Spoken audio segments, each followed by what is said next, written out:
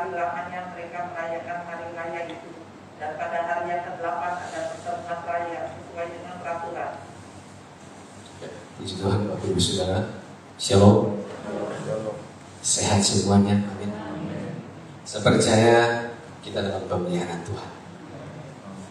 Karena itu pagi hari ini dan kesehatan yang Tuhan berikan buat kita pada pagi hari ini, kita sehat, kita bersuka cita, kita membuka hati kita untuk apa yang menjadi isi hati Tuhan buat kita pada hari ini. Bapak Ibu, kita melihat Nehemia pasal 8 ayat 1 sampai ayat yang ke-7. Nehemia pasal 8 ayatnya yang pertama sampai ayatnya yang ke-7. Kita akan baca ayat ini bersama-sama. Saya hitung sampai 3, mulai 1, 2, 3. Ketika tiba bulan yang ke-7, maka serentaklah pula seluruh rakyat di halaman di depan pintu gerbang air. Mereka meminta kepada Esra ahli kitab itu supaya ia membawa kitab Taurat Musa, yakni kitab hukum yang diberikan Tuhan kepada Israel. Lalu pada hari pertama bulan yang ke-7, Imam Esra membawa kitab Taurat itu ke hadapan jemaat, yakni baik laki-laki maupun perempuan, dan setiap orang yang dapat mendengar dan mengerti.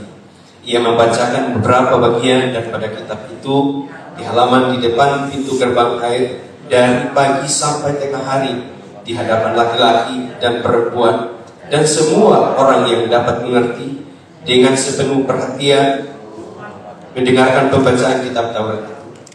Esra ahli kitab itu berdiri di atas mimbar kayu yang dibuat untuk beristighfar. Di sisinya sebelah kanan berdiri Matija, Sema, Naya, Uria, Hilkia, dan Malaysia. Sedang di sebelah kiri berdiri Daya, Misai, Malkia, Hasum, Hasbadana, Sakaria, dan Mesulam. Esra membuka kitab itu di depan mata seluruh umat karena ia berdiri lebih tinggi dari semua orang itu.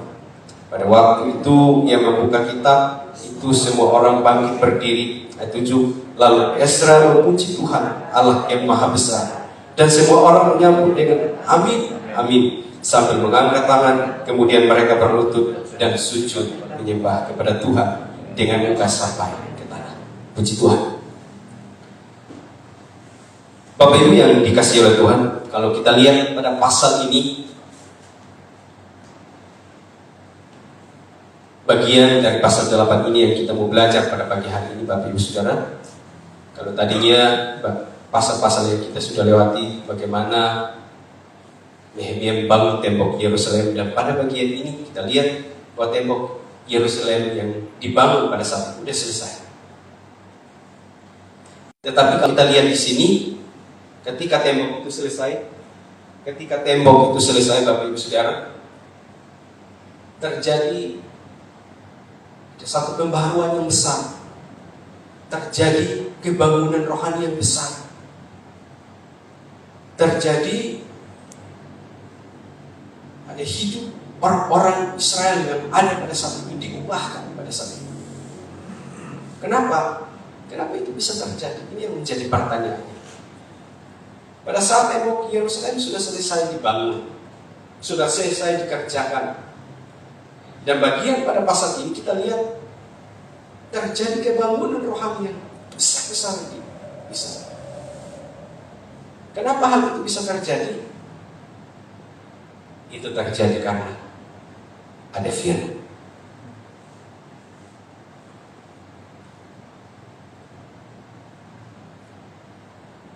Ternyata yang kita bisa belajar bahwa bagaimana hidup kita itu bisa diubah. Dari bagian ini menjadi pelajaran buat saya dan buat Bapak Ibu Saudara yang ada di tempat ini, bahwa hidup seseorang bisa diubah kalau ada firman. Amin. Firman itu yang sanggup mengubah. Firman itu yang sanggup memulihkan keadaan hidup seseorang.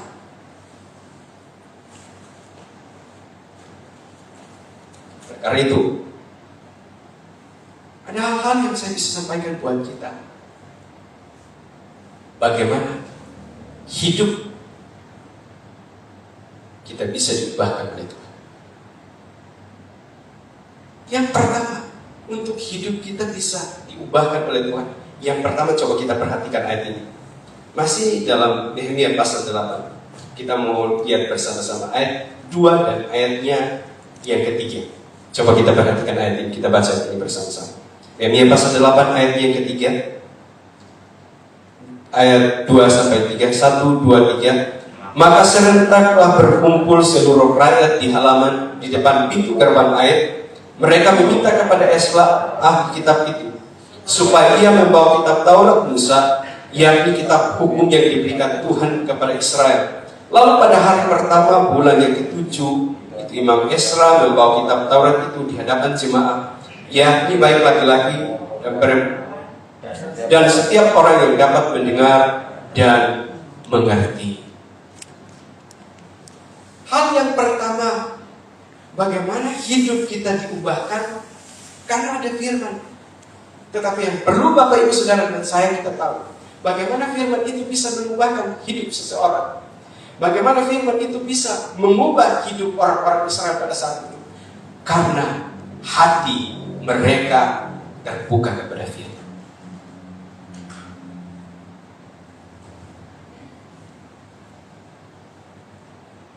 Karena hati kita terbuka. Firman itu akan bekerja dalam hati saya. Firman itu akan bekerja dalam hati Bapak Ibu Saudara yang ada di tempat ini. Kalau hati kita terbuka. Makanya seringkali Bapak Gembala ajarkan begini. Kalau kita berdoa untuk mendengar firman, kita berdoa, kami buka hati kami supaya firman itu bekerja dalam hidup setiap.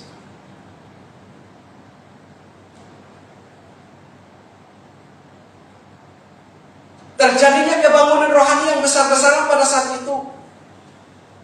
Pada perayaan itu terjadi kebangunan rohani yang besar-besaran. Terjadi karena apa? Hati mereka terbuka. Mereka datang kepada Esra. Mereka berkata, perkatakan, sampaikan firman supaya kami bisa dengar dan kami mengerti.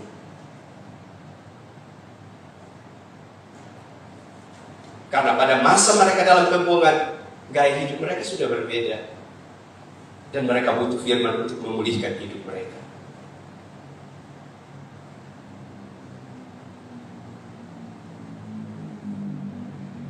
Makanya hidup kita diberkati, hidup kita dipulihkan hari ini atau tidak, bukan siapa yang khotbah. Tergantung saya dan Bapak Ibu Saudara di tempat ini. Kita buka hati kita buat firman itu bekerja atau tidak.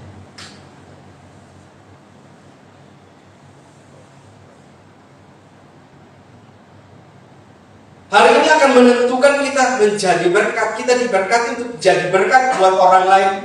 Jadi berkat di tengah bangsa ini. Tergantung apa? Bukan siapa yang menyampaikan firman itu. Betul, Tuhan pakai hamba-hamba Tuhan. Tuhan pakai orang lain. Tetapi yang saya mengingatkan buat saya dan buat kita yang ada di tempat ini, bahwa hidup kita diberkati atau tidak, salah satunya adalah masalah hati.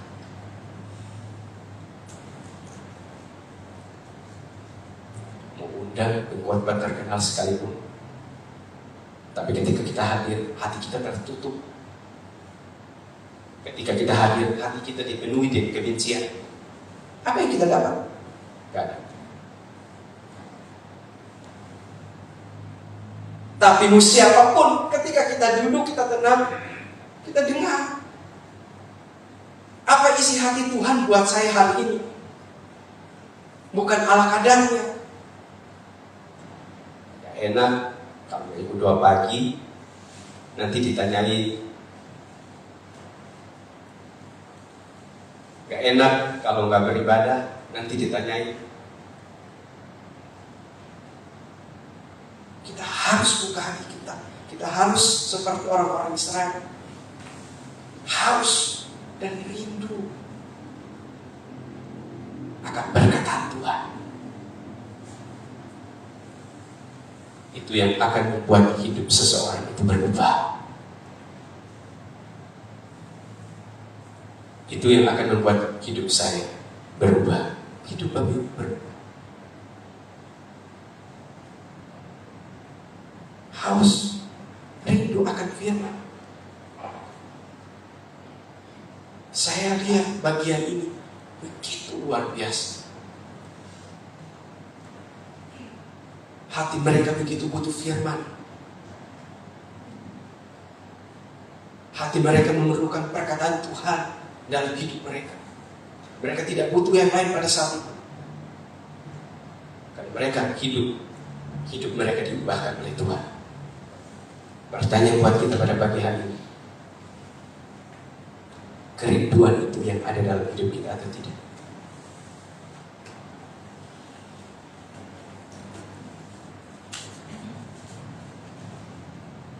Dengan sepenuh hati mereka dengar firman, dengan sepenuh hati. Ketika mereka dengar firman, mereka lakukan.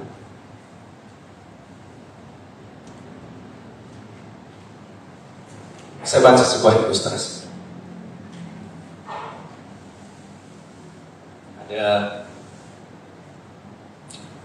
Ada seorang anak. Ada seorang anak yang bertanya kepada ayahnya, "Ayah, tolong pecahkan teka-teki ini." Ayahnya berkata, "Teka-teki seperti apa?" Dia berkata kepada ayahnya, "Ada 3 ekor katak yang lagi duduk di atas ranting pohon.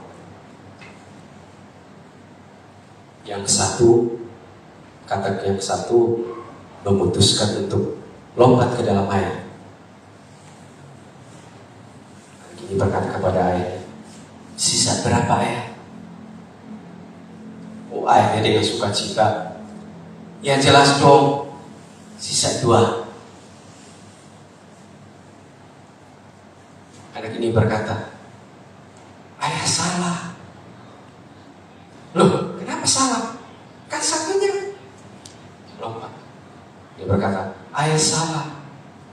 Karena katak yang tadi berencana melompat itu cuma rencana doang. Tidak jadi lompat, jadi tetap masih 3. Dari ilustrasi ini saya dapatkan sesuatu begini. Kadang-kadang kita mendengar firman hanya sekedar tidak dengan sepenuh hati. Akibatnya apa? Respon saja Bapak Ibu Saudara salah. Respon kita terhadap firman itu salah. Karena firman yang kita dengar cuma sekedar.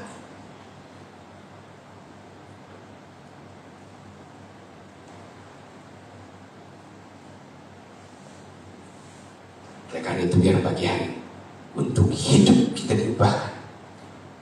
Untuk hidup saya dan Bapak Ibu Saudara yang ada di sini, buka hatimu untuk kebenaran firman.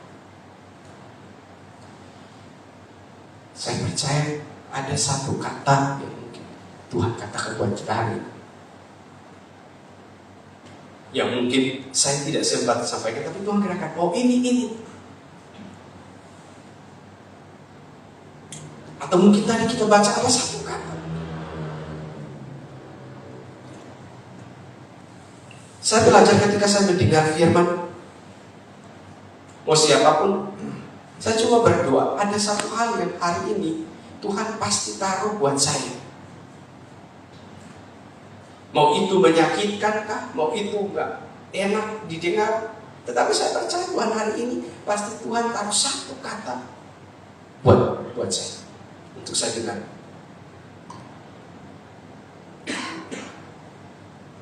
Karena nggak mungkin kita berjuang sampai hadir pada pagi hari ini, itu karena pekerjaan Roh Kudus. Saya percaya itu karena pekerjaan Roh Kudus. Bukan karena kita sehat, bukan karena kita mau, bukan karena kita rajin, tapi saya percaya dari malam itu Roh Kudus sudah bekerja mengingatkan kita hari ini kita harus hadir. Karena apa? Ada firman, ada perkataan Tuhan yang Tuhan mau sampaikan buat saudara saya. Satu kata.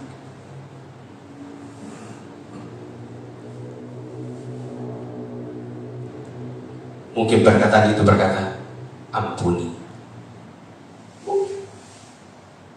Mungkin perkataan itu berkata, terus mengasihi. Mungkin perkataan itu berkata, terus sampaikan Injil.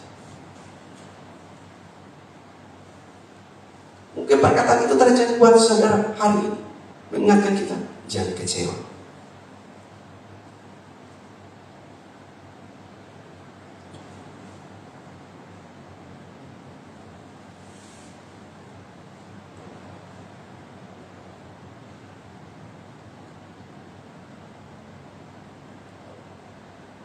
Saya baru dari pandemi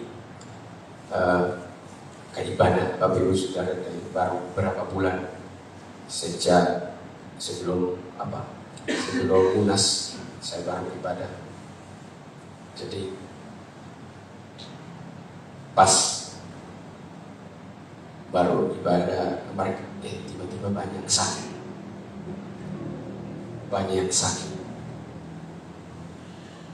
Ya, saya tidak tanya apa ini, kenapa udah keadaan seperti ini, tapi saya bilang, berhenti. Tapi kayak Tuhan ingatin begini, terus setia melayani. Pas waktu kemarin pertemuan, ada yang batuk sampai, waduh, saya mau larang, gak usah datang kalau sakit. Tapi dia punya kerinduan untuk beribadah, nanti gak datang. Ya. Selesai ibadah saya bilang begini, saya percaya dengan anggur perjamuan darah Tuhan ini berkuasa dan sanggup memulihkan. Tapi dia saya dalam keadaan yang sakit, maaf kami kalah. Oh nggak apa-apa, yang penting ibadah. Mereka ibadah pulang, mereka ibadah. Tapi Bapak Ibu, maaf, untuk sekarang ini bagi saya itu berat. Karena ketika kita bergerak seperti ini, tantangannya ada. Mau bergerak seperti ini, tantangannya ada. Kayak rasa berat sekali. Tapi dari ibadah minggu, doa pagi, kadang-kadang Tuhan ingatin saya, tetap setia, ayo, jangan khawatir, jangan takut, tetap setia melayani. Dan saya melihat dari bagian ini, orang-orang punya hati yang terbuka untuk dengar firman. Dengan apa? Dengan cara apa? Mereka punya semangat, antusias. Apa pada saat itu mereka tidak punya masalah? Apa pada saat itu mereka tidak punya kendala? Ada.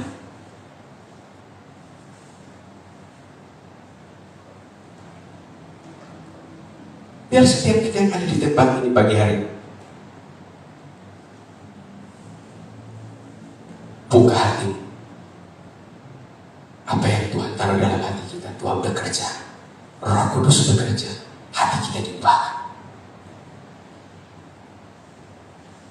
Ini hal yang pertama yang kita bisa belajar. Mengapa mereka bisa diubahkan? Karena hati mereka terbuka batunya.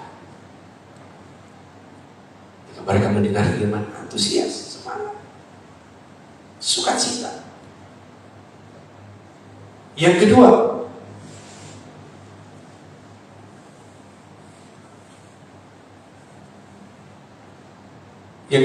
kita lihat ayatnya yang ke-7 dan ayat yang ke-8. Nehemia pasal 8 ayat 7 dan ayat yang ke-8. 1, 2, 3. Lalu Esra memuji Tuhan Allah yang Maha Besar, dan semua orang menyambut dengan amin, amin, sambil mengangkat tangan. Kemudian mereka berlutut dan sujud menyembah kepada Tuhan dengan muka sampai ke tanah. Juga Yesua, Yakub, Sebital, Hodia, Maesya, Asaria, Yosabet, Hanan, Raya, bacakan Taurat itu kepada orang-orang itu sementara orang-orang itu berdiri di tempatnya. Hal yang kedua, tadi kita dengar bahwa hati mereka terbuka kepada firman.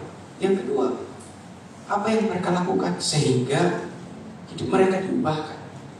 Bukan cuma hati mereka yang terbuka kepada firman, tetapi yang kedua, mereka menaruh rasa hormat kepada firman itu.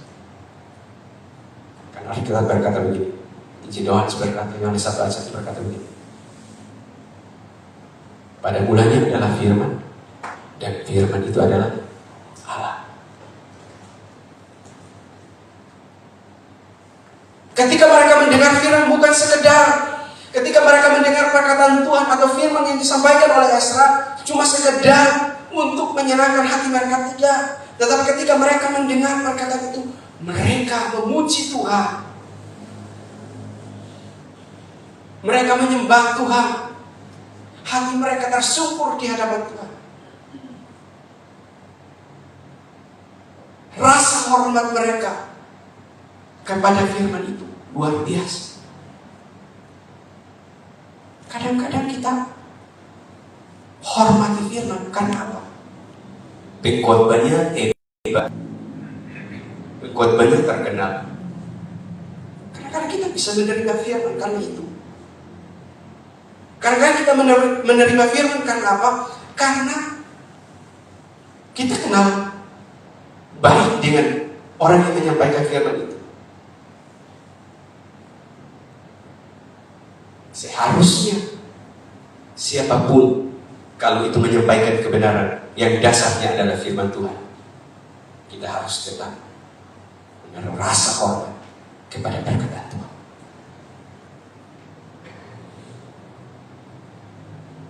Bukankah seringkali itu terjadi dalam hidup saya, hidup setiap kita?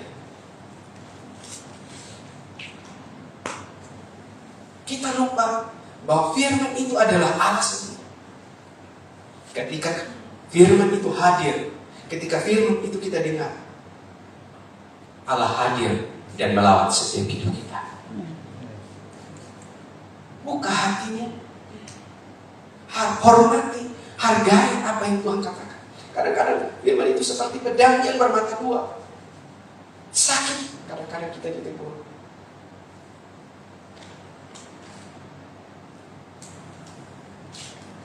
Tetapi ketika kita dalam kesusahan, kadang-kadang kita dihibur. Mereka itu respon firman itu dengan benar.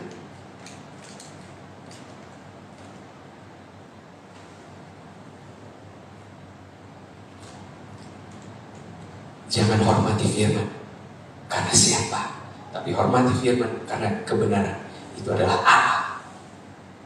Alkitab ini adalah kebenaran.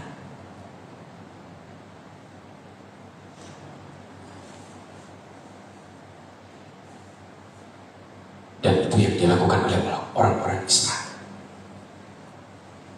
Mereka begitu antusias, mereka begitu menghormati firman. Pada waktu mereka mendengar apa yang disampaikan oleh Ezra, mereka berlutut, mereka menyembah. Mungkin hari ini kita tidak bisa seperti, tapi buka hati kita. Ketika firman itu ada yang menyentuh hati.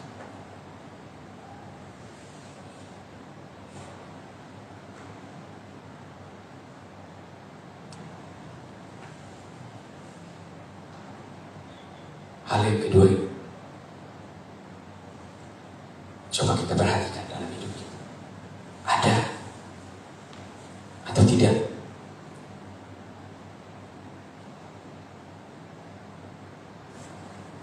Tapi saya percaya setiap kita yang ada di tempat ini tidak seperti mungkin dulu, tapi sekarang saya percaya tidak. Karena siapapun kita, mau sepintar-pintarnya kita, mau kita punya pengalaman bertahun-tahun tentang film, tetap masih kurang. Tapi kita mau lihat terus-menerus, kita mau baca, tetap karena firman ini dalam. Hari ini kita sampaikan ini, besok Tuhan bisa bukakan yang lain. Oleh karena itu, hormati firman, karena di dalam firman itu ada kuasa. Ada kuasa. Ketika sikap kita acuh dengan firman, yang kita dapat menggambarkan, tubuh kita hadir, kita dengar, kita acuh, tapi ketika kita keluar, apa yang kita dapatkan? Tidak ada sesuatu yang kita dapatkan.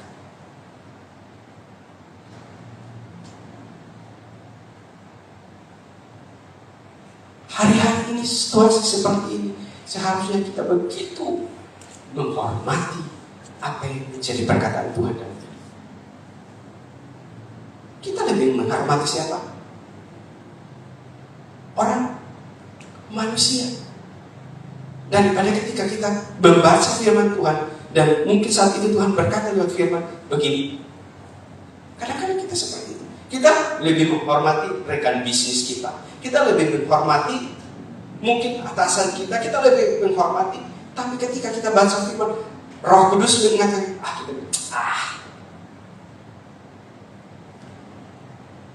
nanti besok juga bisa.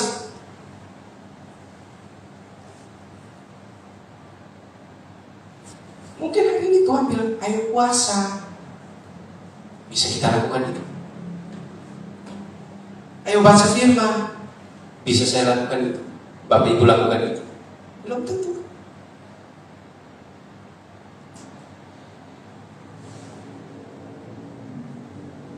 Jangan mengeluh, berdoa. Bisa kita lakukan itu.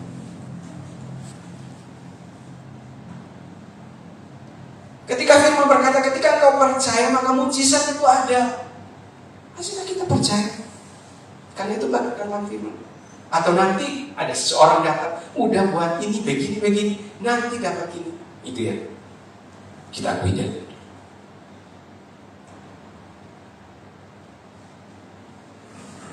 Sekali lagi, firman itu berkuasa. Miliki hati yang selalu menghormati firman itu dalam hati.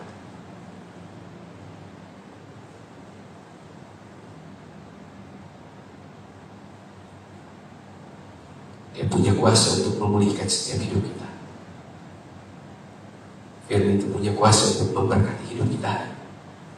Firman itu punya kuasa untuk apa? Mengarahkan jalan-jalan hari ini. Hari ini yang kita jadi merasa buntu, terbuka jalan kalau kita percayakan firman.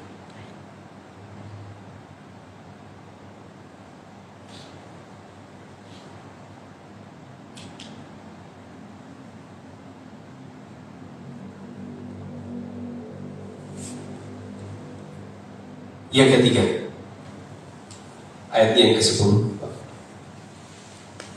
Ayat yang ke-10. Nehemia pasal 8 ayat yang ke-10. Lalu Nehemia, yakni kepala daerah itu dan Imam Ezra dan ahli kitab itu dan orang-orang Lewi yang mengajar orang-orang itu berkata kepada mereka semuanya, hari ini adalah kudus bagi Tuhan Allahmu. Janganlah kamu berduka cita dan menangis, karena semua orang itu menangis ketika mendengar kalimat-kalimat Taurat itu. Yang terakhir dari bagian ini yang saya mau sampaikan kepada kita, bahwa hidup kita akan diubahkan kalau apa? Miliki hati yang taat. Ketika Ezra menyampaikan firman Tuhan pada saat itu, banyak orang yang tersentuh. Mereka menangis. Karena apa? Firman itu seperti mengupas dosa mereka, perbuatan mereka menangis di hadapan Tuhan. Tapi Nehemia dan Ezra berkata, jangan kamu hari ini menangis. Bukan waktunya. Ini bukan waktunya. Jangan berduka cita. Ini harinya Tuhan, harus bersuka cita.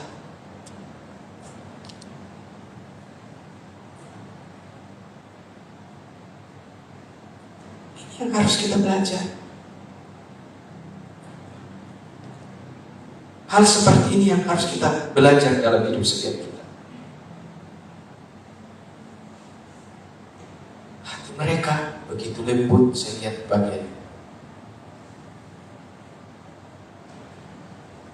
Makanya ada kebangun rohani yang luar biasa dalam hidup orang Israel pada saat itu.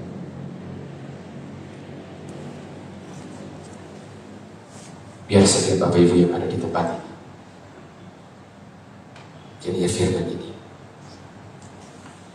boleh menguatkan hati kita terus berjalan dalam kebenaran firman, karena di situ pasti ada jalan keluar. 5 menit lagi Bapak Ibu. Maaf, kita ayat 17, satu bagian lagi ayat 17.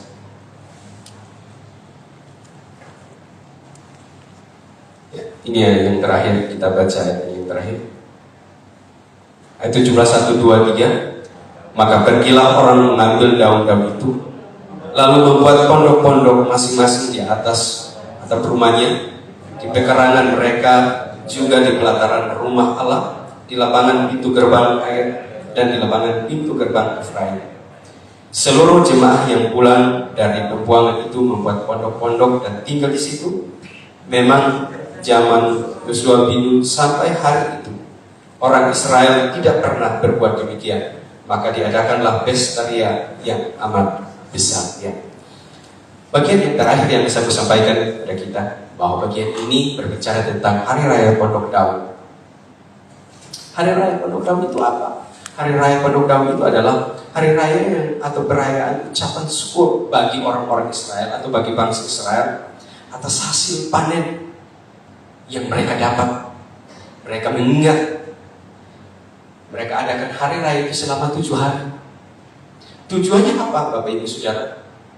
Untuk mengingatkan mereka bahwa setiap hasil, setiap apa yang mereka dapatkan itu semuanya berasal daripada Tuhan. Mereka datang, mereka mengucap syukur bahwa segala apapun yang mereka punya, mereka miliki, itu mereka dapatnya dari Tuhan. Apa yang kita bisa lakukan dari bagian ini? Dari ayat ini? Tetap mengucap syukur. Karena apa yang kita miliki, apa yang kita punya, kita sehat, kita kuat, kita diberkati sampai hari ini, masa-masa yang suka, itu karena Tuhan. Oleh karena itu, tetap mengucap syukur. Makanya kita berkata, mengucap syukur dalam segala hal, sebab itu yang dikehendaki di dalam Kristus Yesus bagi kamu. 1 Tesalonika pasal 5 ayat yang ke-18. Tuhan Yesus memberkati kita semua. Kita mau menyembah Tuhan.